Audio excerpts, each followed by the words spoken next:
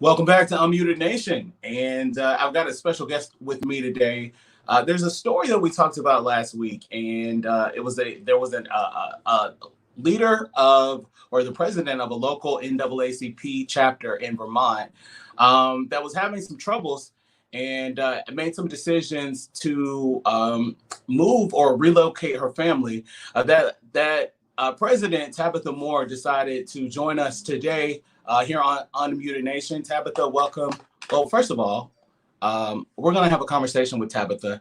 I have tons of questions. I got some questions via email, but I know that generally, like when we see attacks, racial attacks in this country, there are a subset of us that understand what's happening. We understand the magnitude of those issues and how it not only affects us, but our families and our everyday activities. And then there are still a subset of Americans that choose not to acknowledge these issues or think that we are really being extreme when we bring these issues to the forefront. So I want to start this conversation off with Tabitha without putting words into her mouth, because you may have read the story or you may not have heard anything about it. Tabitha, welcome to Unmuted Nation. Thanks so much for having me today. Oh, absolutely. No problem. So I think first and foremost, I find myself, and this is real. I am somebody, obviously, I follow a lot of news, and I'm really kind of involved in a lot of activism just in different areas. So I try to stay connected to the NAACP just because of its historic significance and what the organization has not just done for Black people in this country, but generally for Americans in general. But I still find people that have no idea that it still exists. I say NAACP and they're like, what? And so just talk to me a little bit about how you got involved with the NAACP, what the motivations behind it were, and even how you connected to, my understanding is that you created a chapter or started a chapter. Mm-hmm. So I first got involved with the NAACP when I was in graduate school at Syracuse University. There was a branch on campus, or a chapter on campus, and a branch in Syracuse proper. I decided with a friend of mine to join the city chapter instead of the college chapter. We wanted to know what was going on in Syracuse, and so I became an active member of that branch, and it was incredible. It was a great experience. And then I ended up leaving Syracuse over a decade later because I realized it was time to come home to Vermont. I grew up here in Vermont. I'm a 6th generation Vermonter on my mom's side. I think I read that. So you leave. Can we just start there? So you leave Vermont, go to Syracuse. Yep. Obviously, different landscape, different environment. I'm from the South. I live in the Northeast now, so I learned. I was not really used to cold weather. I'm in my 4th year in New York. So growing up in Atlanta, it got cold, but not really, and not for long. not for long. So by March, I'm ready for spring, and I'm ready for things. And like living in New York, it's like I don't even see the same thing that I would see back home until June, and maybe July, but it's like it's really long. So from a weather difference, how much of a difference is it from Vermont and Syracuse? Well, Syracuse is right next to the Finger Lakes, and it's right next to one of the Great Lakes. So we get a lot of lake effect snow. So it's actually more snowy in Syracuse, but it's cold in Vermont. Got it. When I think Vermont, I think cold. and I think I've always thought cold. For some reason, I think about evergreen trees. Yeah. And These days, these days I think of Bernie Sanders, and those are the like main things when I think Vermont. I'll just be honest and say this: I usually don't think Black people. No, nobody does. I think we're less than 1% of the population. Vermont is over 94% white, and that's actually I left in 1996 after graduating high school because I wanted to see people who looked like me. I wanted to be around people that understood the experiences I was having, because growing up here, it's incredibly isolating, especially, in the 90s, we didn't have internet. We didn't have like a lot of the things that people, have today to connect globally. And I had to get out. I was dying, before I was even an adult. And so when I came back in 2009, it was with the express purpose of trying to bring visibility and voice to Vermont's marginalized populations, to doing the work that hadn't been done when I was a kid. So six, I can't get it. That's hard to say. Sixth generation. So your family, you can trace your roots like really back to Vermont, and with that, I would imagine that you have some pretty significant and solid relationships within the community.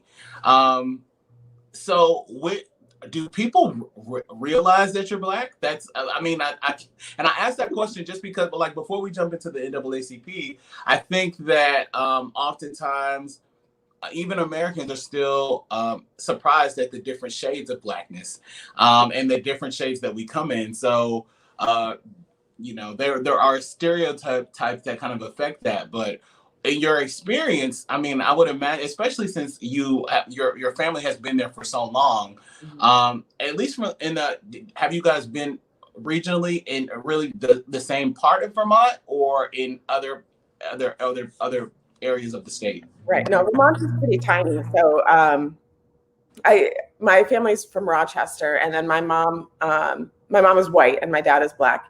My mom moved us to southern Vermont, closer to Rutland area. And that's where I grew up, and that's where I came back to, where I went through high school. But to your comment or your question about, do people even realize I'm Black? Like, you and I looking at each other, you're like, oh, she's real light skinned.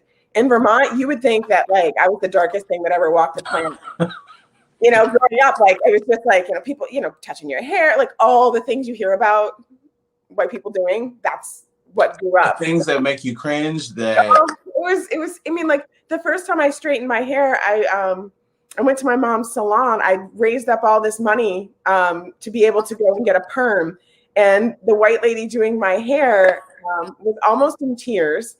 And I don't know what she used. I don't know how she did it. But she was like, white people perm. And I walked out looking the same. She took my money. I'm like 13 years old. She's like, no, that's what it should look like. Knowing full well she didn't do nothing to it.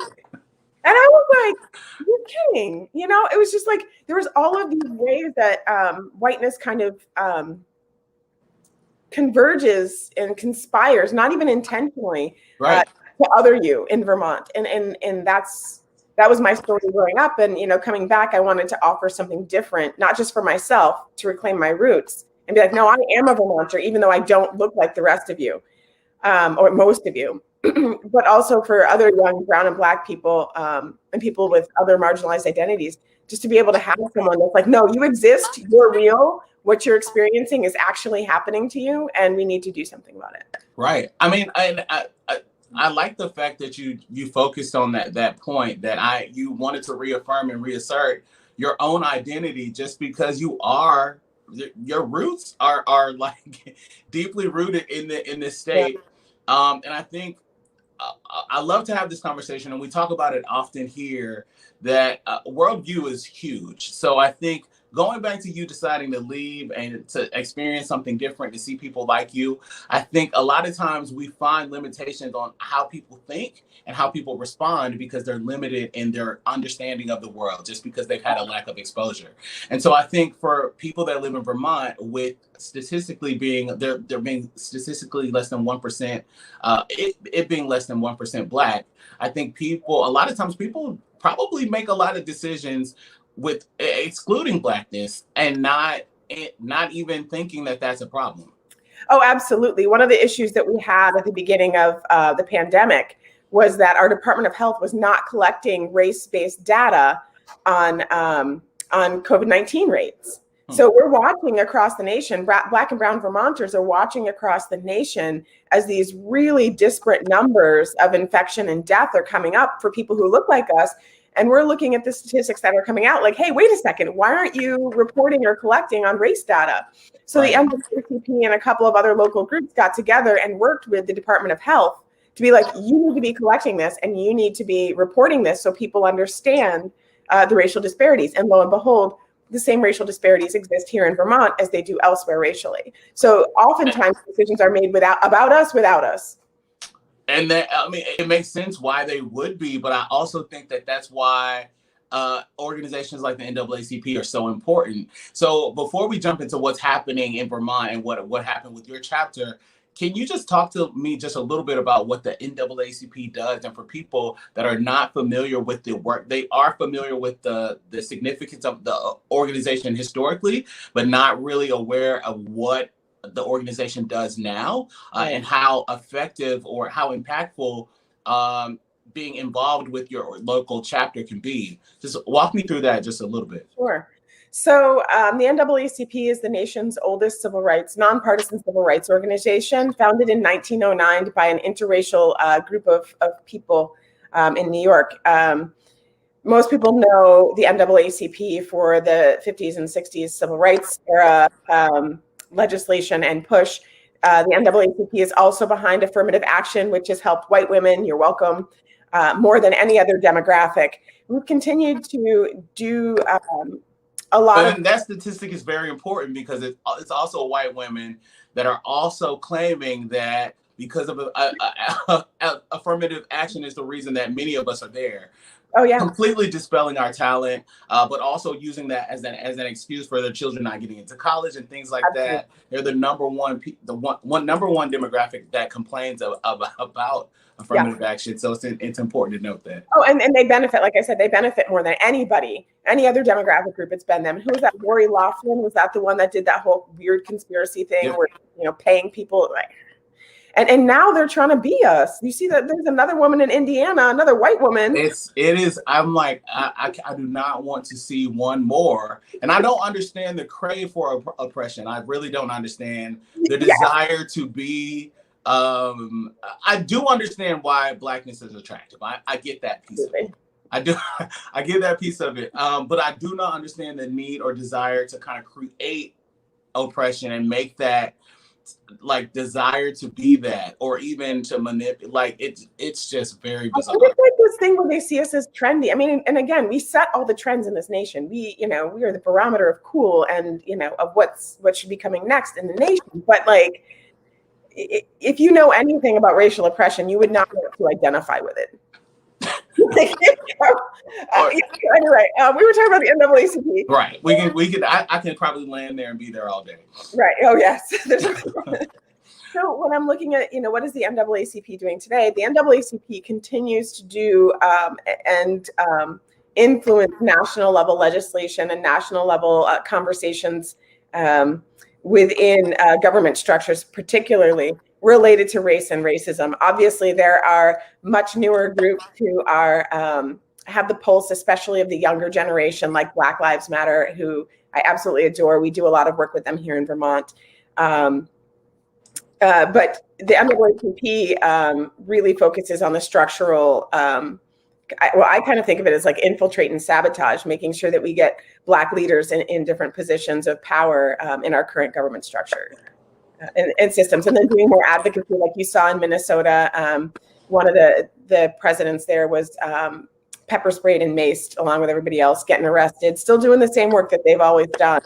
But that's again, we're still focused on the big six game changers. And it's still very important.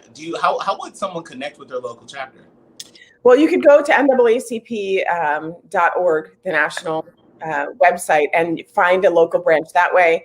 You should be able to look on social media, Facebook is something, I know it's kind of cringeworthy for younger generations. We'll do the research and make sure people connect. Yes, if you go on to national, you should be able to see a list of all of the branches across the U.S. If my memory serves me right, Rachel Dolezal was also serving as a president of a local chapter for a hot second. I remember that. I was actually still on. I was doing a radio show in Atlanta at the time, and I spent a week there because it's just there was just so much. It was so much time to unpack. Well, it was, and here's what I'll say. The fact that she faked her race, we went over that a little bit. What I will say about the NAACP is it is an interracial organization because they recognized back in 1909 that if we were to end racism peacefully, white people have to get it. Because we're not going to keep dying because white people don't want to get it because they're too comfortable with where they are. Let's not play. So white people have to step up and get involved, not just in the NAACP or other organizations. They've got SURJ that's showing up for racial justice. They got to do their own work and get right with it. Because if they don't, this is not going to end peacefully. But trust me, it's going to end. And I think that that's the piece where people, where people often forget. So when I see a white president of a branch, I'm like, we all kind of do one of these. It's like seeing a black person in Vermont. Like, how'd you get here? Well, I think if you just by the name alone, people the eyebrows raised, or there's that moment of confusion. But I do understand the advocacy and the desire for white people to be involved. And I say that all the time. I think it's really important to know white people. Racism is not really a black problem. It's not. This is not a problem that we have with ourselves. It's just not. But I think if it's going to end peacefully, I think white people really have to be involved. And I echo your sentiments. It will end. Become a part of it. Be a part of it. So I first learned about you. I was reading a story on Black News Alerts, which is our sister network, and I was actually really, really interested. First, I'm like, NAACP leader. The headline was like, NAACP leader is leaving home because of racial attacks. And I'm like, first of all, that's, it's ridiculous. Then I read Vermont and I was like, oh, it kind of like, it started to make sense, but I was also like, there are so few Black people statistically in Vermont. Yeah. Why would someone mess with what's the draw? So walk us through to when. First of all, you started a chapter you started the NAACP chapter in Vermont in the local city. What's the name of the chapter? Rutland area. Rutland. Okay. And when did you start that chapter?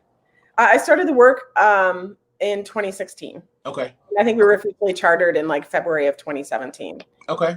All right. And so with starting a chapter, what does that really entail? Do you?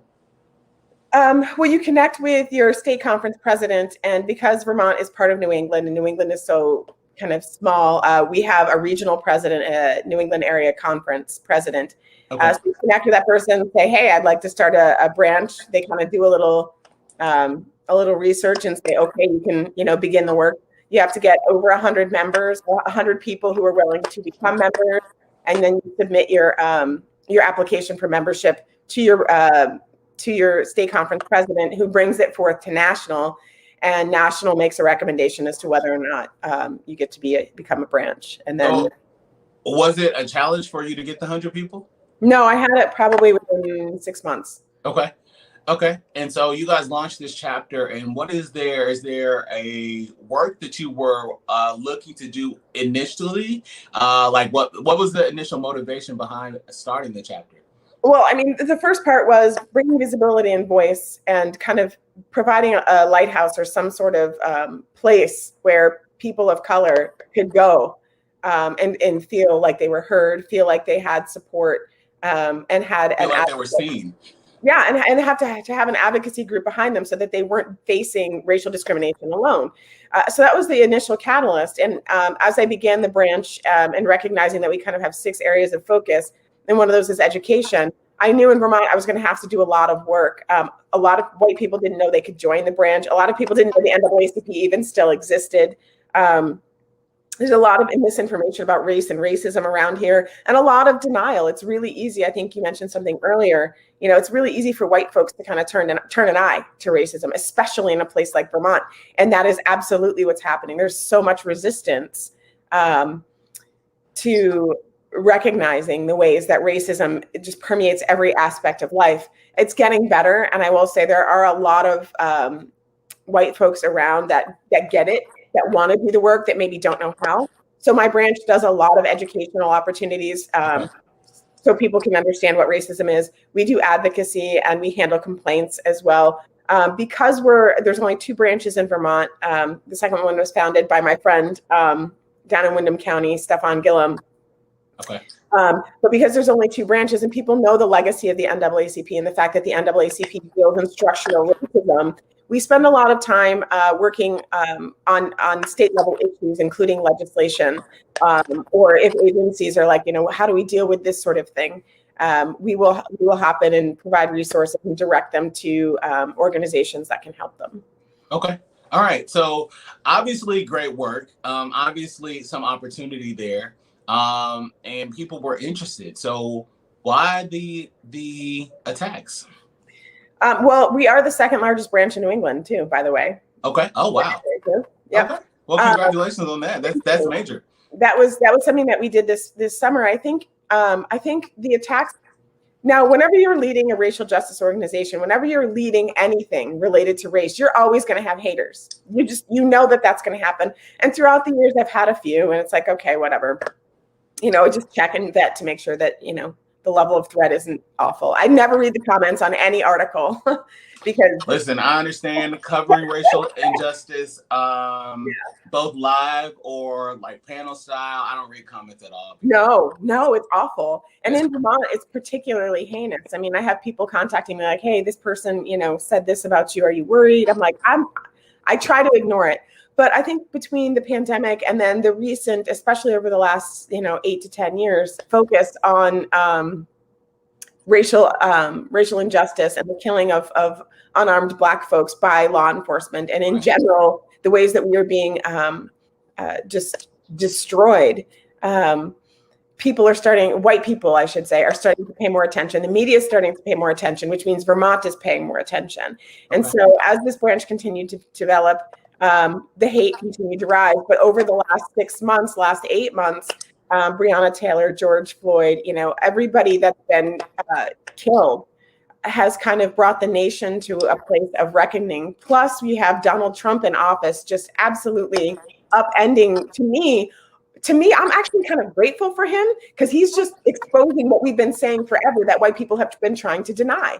I think there are levels to it, right? I think people could not see it. And so now we've got cameras everywhere. That's right. You could see it instantly. And then Donald Trump enraged people that were, fuming racists that were suppressing it for the longest time. So he allowed them to feel free enough to express these things and also made them feel so comfortable that they could do it as if Black people were going to take it like it was the year 1789. And it's just Well, and in Vermont, what we see too is that we had a legislator, Kaya Morris. She was our only Black woman in the legislature, and for 2.5, 3 years, she was harassed constantly by white supremacists that said, "Yes, hey, I'm a white supremacist." And finally, it got to a point where she was just like, I can't do this anymore. And our attorney general, to me, he totally missed the mark on his decision that it was okay for white supremacists and white people to harass her the way she did, because she's like, I'm not going to do this anymore. I walked with her through the case. Actually, how we became really close friends was that she called me when this was happening, like, I don't know what to do. And the attorney general has dropped the ball in terms of her investigation on so many levels. Why do you think, or do you think that it's easier to turn a blind eye to some of the racial injustice in Vermont just because the population is so small? Well, it absolutely is. So getting critical mass to push back is difficult. But even when we do push back, white people rely on systems of supremacy and the nuanced languages. So reasonable is a word that you see often in laws. that allows discretion that is based on identity. So what's reasonable to you if you are a white upper middle class man who's never experienced discrimination, what is reasonable in terms of what you can take when people are coming at you because of your race is very different than if you are a Black woman who's been dealing with this your whole life and you understand what these threats mean. So when you have those types of discretionary words built into your legal system, what you end up with is another level of perpetuation of systemic racism. And that's what happened in Kaya's case. So what essentially happened was our attorney general said, that's okay, you get to harass people like that. It's not very nice, but to not recognize the mental threat, the threat to existence, that is where he failed. So and obviously if this was happening with a legislator, and the attorney general was slow to action or really no action at all. When this starts to happen in the community, like what was the tipping point for you that had you say enough is enough? Like I'm here, I'm doing the work, but I got to pull back. I have to take a break. So we, and I'm just repositioning, and I've made it very clear here in Vermont, make no mistake, I'm staying in Vermont. I'm going to continue to do this work, but I have to reposition myself so that I'm taking better care of my own well-being and that of my family.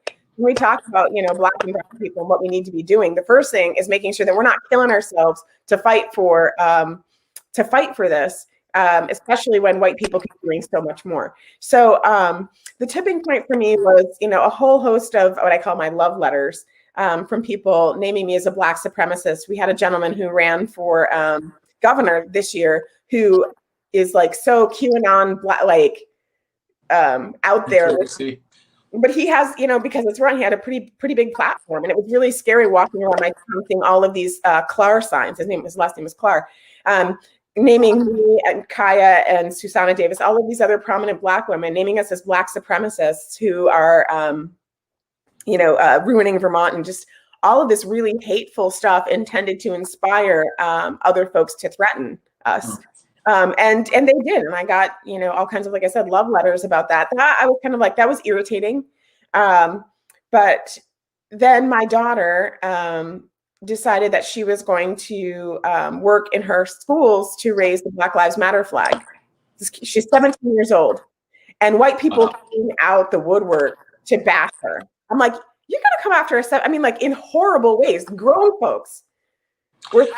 Sadly, I can identify. I did grow up in the South, and though I was in Atlanta, I grew up in a very white, affluent suburb. And so most of my weekend interactions, and of course, my parents were intent to ensure that I saw myself, but I did not see myself. And so I understand the type of backlash that can be faced. I mentioned recently on this show, I came to school one day, brand new school, and "Niggers Suck" had been spray painted on the front of the building of a brand new school in a metro Atlanta suburb.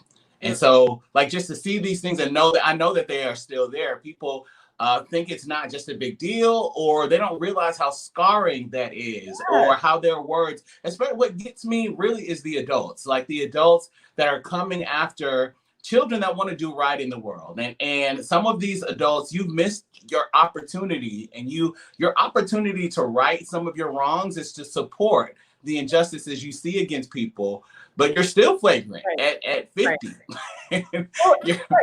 And we had a situation in Vermont about a year and a half ago where thousands and thousands of these slips of, I wish I had one on me so I could send it to you, but it looked like Confederate money on one side, and then I had like John 3:16. It looked like it was anti-Semitic on the other, and it had the Confederate flag on it. Thousands of these were put in the stacks of libraries across southern Vermont. And somebody tipped me off to this because the libraries knew this happened, and they decided that they were going to keep it quiet and not say anything about it because they didn't want to draw attention to it. They didn't want those people to win.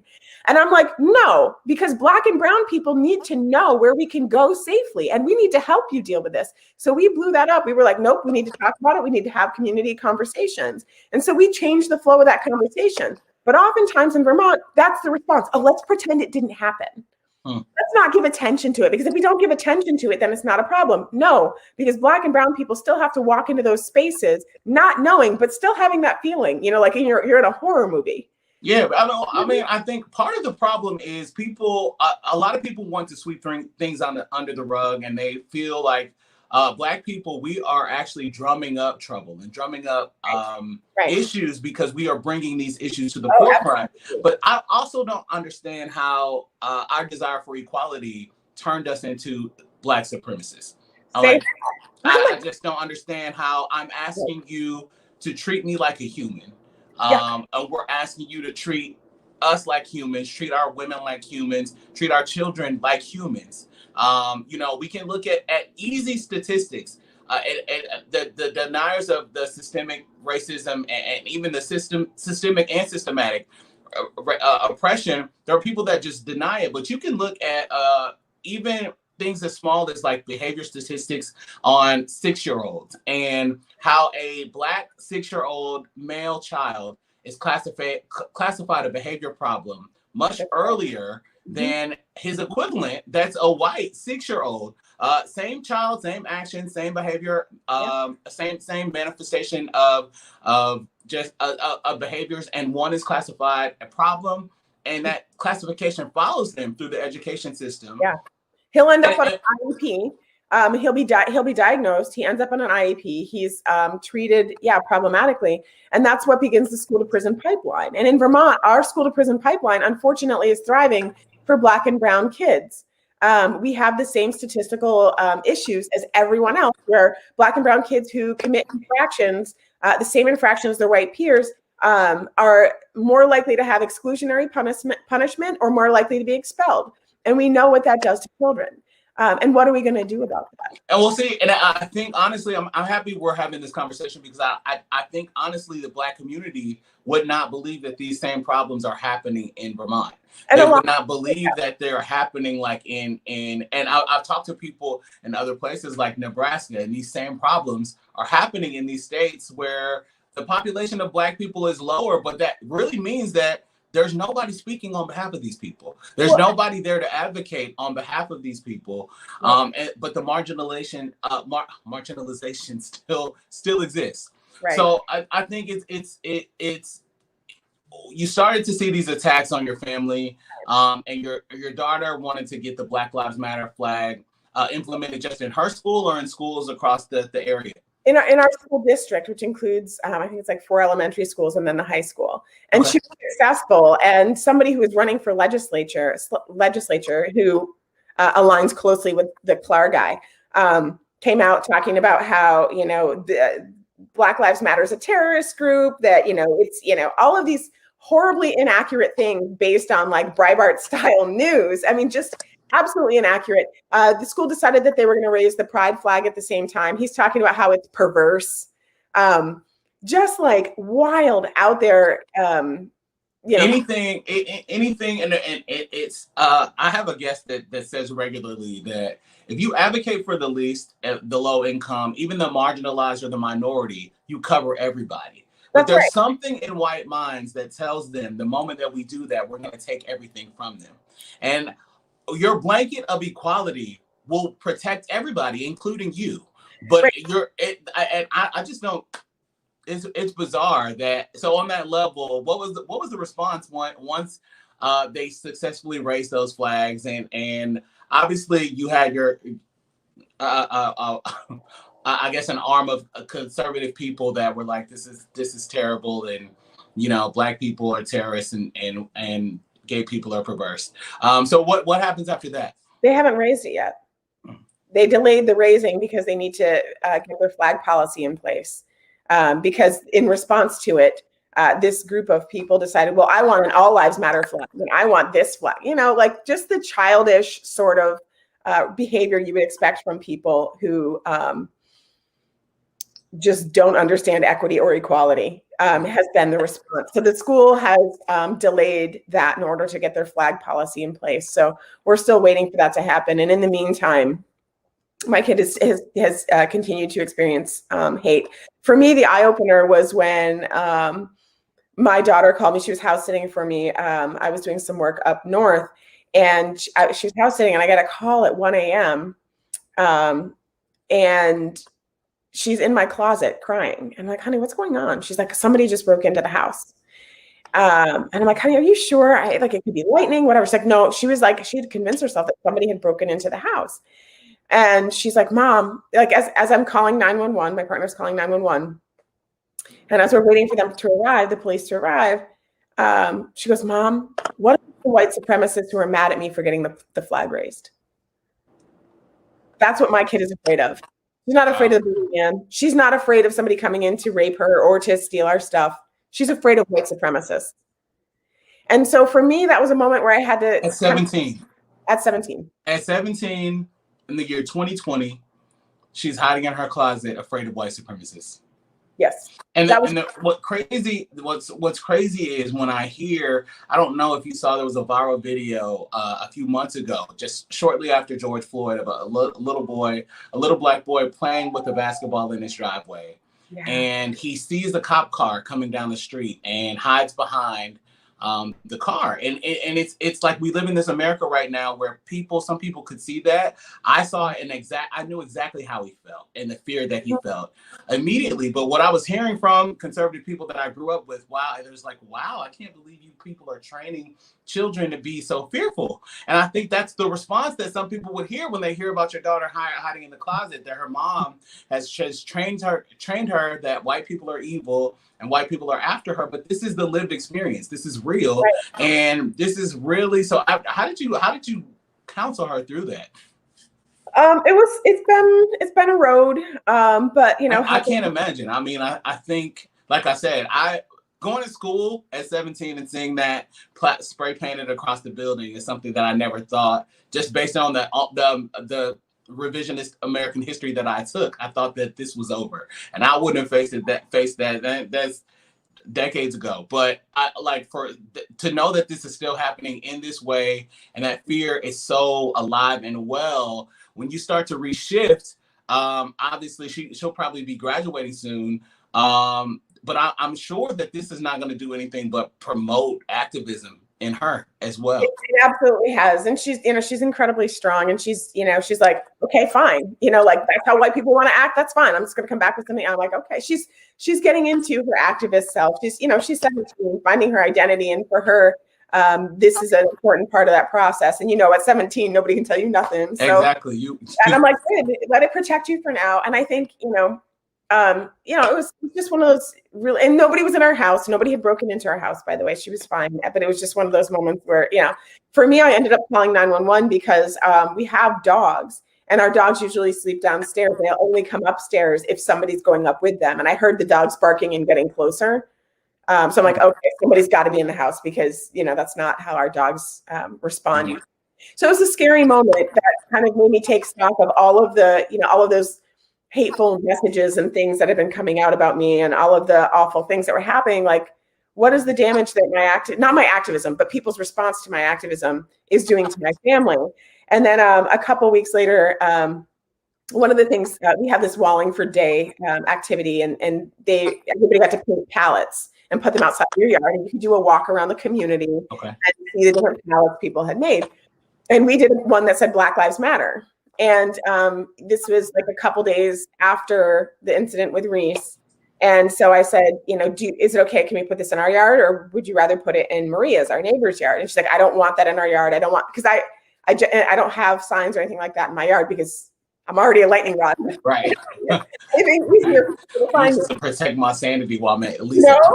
Just a little thing. So we put it in my white neighbor's yard across the street, and it's right under a street lamp. And so everything happened with Reese. We had that there for a couple of weeks. Everything started to come down a little bit for my family. And somebody vandalized our Black Lives Matter sign. Wow. And my youngest daughter, who's 8, was the one that saw it. And, having to explain to my kids why people are doing this, I'm just like, you know what? I don't have to do that. I can do this work from a place where people aren't going to act that way, where I don't have to see this guy, this guy's signs everywhere, these signs that say this guy who's calling me a Black supremacist. I don't have to, there's ways to position myself in this work where I can preserve my sanity and my children's well-being. So after an incident with my white neighbor who called the police on me, I was like, Lord, I almost made it 43 years without a full target. A full target. Calling the police saying, "Stop touching me! Stop hitting me!" I think why I love this conversation and even talking to you, because there are people every single day that are. And I'm talking about Black people. These stories are important for Black people because Black people arrive at new places of enlightenment every single day. And for some Black people, all of the things going on in the country didn't really hit them until they saw George Floyd, or they heard about Breonna Taylor, or they really never put themselves into that category that this could happen to me, or this could be me, or and so they want to get involved in the work. And when they go to get involved in the work, they think that sometimes it's going to be easy, or that the attacks aren't going to come. So I think that I think your resilience and your decision to say, I'm not going anywhere. We're going to reposition, but I'm going to stay in this fight because it's important. But it's also important for Black people to know this is not going to be easy. And I think it takes a toll on you emotionally. I think, I think acknowledgement is important. I'm happy, I was sort of happy when white people started to acknowledge things in the month of June, but I also likened it to America jumping behind causes temporarily. And it's very similar. When I looked at June this year, and then I looked at Pride Month 2019, it looked parallel to me. It was almost the exact same. Companies that you would never imagine turned their logos, rainbows, and everything. We saw everything in June 2019. And you would have thought America was the country for the LGBT community. And then you get to June 2020, and everything is Black people this, Black people this, Black Lives Matter, but it's only for this moment. And so we see this partial partial acknowledgement. That's what I'll call it, partial acknowledgement. But it's not enough, because I think there's a natural resilience that we have because of what our ancestors have endured in this country, and what Black people, even if you present Black, you kind of reap the benefits of what Black people went through on this soil. And I think any treatment of equality that you feel today has to be attributed to those that came before us here on this land, because the Black experience on this land is the same, no matter where you come from. And so you start to see that if you have Black kids here and you just came here, your kids are going to live that Black experience. So it's important for you to understand the history, but also understand the fight and the people that are in the fight. And it's important for us to keep our minds wrapped around that work, but also protect ourselves and protect our sanity and protect our space. And especially because white people won't do it for us. And I think like it is unreasonable to believe that your daughter could endure that type of trauma and not have to deal with that internally in some way, right? And so I don't think enough people realize that, and I hope that they kind of gather that from this conversation, that listen, it's not always going to be easy. What are some of the things that you hope to see turn around in Vermont, at least through, not just through your work, but the work that your chapter is going to be able to do? Right. Well, it extends because of the way Vermont is so small. Everything is so localized, even though it's state level. What I want to see happening is more white people joining racial justice organizations or movements in a sustained way. Like I think you said, they're all about it right now. Is this an Instagram moment for them so they can say we're part of it? Or are they going to commit to it? Like, y'all just join in this fight. We've been doing it for hundreds of years. You need to calm down and let us lead. Your feelings are not the most important thing right now. And the fact that you now get the pain we're going through should not be the thing that drives this process. I think this is another show. I'll probably bring you back for this. White people leading the Black Lives Matter movement is not the way. You need to be involved, but you can't lead. You can't tell us that's your white privilege in place, allowing you to come and take hold of a movement that really has nothing to do with you. And I understand that people are feeling it. I understand that you're starting to feel passionately, because once you see it, you can't unsee it. However, you can't jump into that and squeeze Black people out of it once again, because a lot of the destruction that's happening in the nation right now that they are attributing to Black Lives Matter is not being done by Black people. Nope.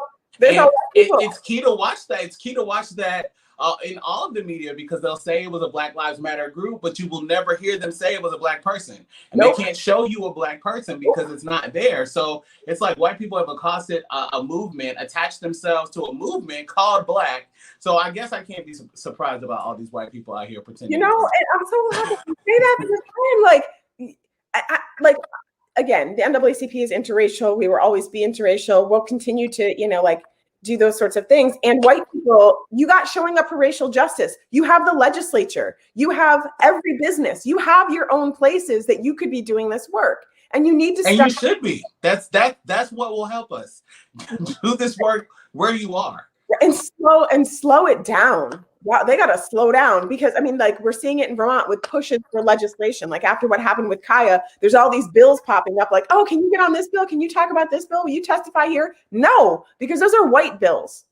If you want to know what's happening with us, if you want us to be involved, if you want us to tell you what needs to happen, you need to calm down and do what we say as far as how we need you to be, so we can show up in these spaces. So when you create these legislative agendas and you want us to come to Montpelier between 9 a.m. and 2 p.m. and wait for half a day and testify on your bill, that is white supremacy in action. Listen to the ways that we say that we need to be reached. So those are some of the things that we're trying to do here in Vermont, is to change the way that the system is responding, and then to look at the ways that the system is problematic. My brother here, Mark Hughes, is doing a phenomenal job, and he is just a powerhouse at really trying to name, and he's also doing a lot of legislative action as well, trying to just get white people to see the ways that they're functioning in government. It is problematic, but in Rutland, it's going to be continued education. Rutland is behind Vermont, let alone the nation. So Vermont is behind the nation in terms of dealing with racial justice, and Rutland is behind that. Wow. Like you would think that I'm riding around on a lion wearing a dashiki, throwing a spear at white people, based on the way white people be talking about me. It's bad. We have a lot of education to do so that white people even understand the problem, that there is a problem. I hope that this conversation adds some visibility to that. And I really, really hope that I'm inspired by you doing this work. I think that we have to take it how we get it. And like I said, people come into moments of enlightenment at different times, and they realize that it's time to connect at different times. And I think we have to embrace that, and we have to be available. But I also think it's most important that we do this safely, because I'm reminding of all these guests that come through, and I have a guest that she's been here a couple of times, and she says often, there's no way to make white people feel good about racism. And there's no way to make white people feel good about white supremacy. And so it is not going to go peacefully. She says the same thing, unless they are involved with it. They're not going to be peaceful with us disassembling systems that were designed this way. They're not broken systems, but they are systems that were built this way, and they were built to work the way that they work. And that's always to keep us out of them. And so those systems have to come down, and it's important that we keep doing this work. How can people support what you're doing or support your local chapter? Is there a way for us to do that? Yeah, people can join our branch. The reason that I've done such a tremendous amount of work on increasing our numbers is because people need to understand. I think you alluded to it earlier. People don't think about states like Vermont where there's a low population, but our people are suffering in places like Vermont. So first thing people can do is join my branch, NAACPRutland.org. You go to the site, big, huge button on the bottom that says join. That's one thing that you can do. Join your local branch. wherever you may be, or join a local racial justice group. Black and brown people, I'm guessing that's probably who's watching this. Take care of yourself first so that you can stand. I get some stragglers, some white people, sometimes. Probably from Vermont, because like I said, we got a lot of loving white people who are, well-intentioned, who are really trying to get better about this here, and they've been really supportive of me. But those people watching it, you got to take care of yourself first. You do not want to get to a place where you have to move. Reposition yourself in the fight. Stay in it. Join our branch. Join your local branch. And do not stop talking just because they tell you to. That means you got to speak louder. Do not stop talking just because they tell you to. I think that's the best advice. I think we have to remember that sometimes, because they are going to tell you to stop. They're going to tell you, and it's also not comfortable. You get too loud and you will be thrown out of some places. Right. You're not, you decide to be an advocate at your workplace, you may be looking for another workplace, but that is all part of the work, and that's part of the journey. It's not an easy one, but I think connecting with an organization like the NAACP, other organizations that are out here doing the work, because, and I have to keep saying this, the moment that you become enlightened, you should take some action, you should get involved, but don't take over. You can't take over, and you shouldn't take over when people have already been putting in time and effort for this work. They've done the work, so join them. Don't try to trample on them. Okay. Tabitha, thank you so much for joining me today. I hope you come back. Obviously we have conversations like this often. So I will invite you back, especially because I call it the cabinet segment, but we have, I bring people in just to talk about what's happening and strategize on what we need to do. And we need a lot of strategy, especially with what's going on in the nation now and in the last 90 days. I'll give you a final word. Any final things you want to say? Thank you so much for paying attention. Oftentimes in Vermont, like I said, people don't realize that people in states where there's low population are suffering. And we need to absolutely make sure we're taking care of our family in these places as well. No, absolutely. I agree 100%. Tabitha Moore, thank you so much for coming to Unmuted Nation. I've got more happening in moments, so stay with us. Of course, unmutednation.com. Follow us on Twitter, Unmuted Nation, and Facebook, Unmuted Nation. I'm back with you in moments right here on Boss FM.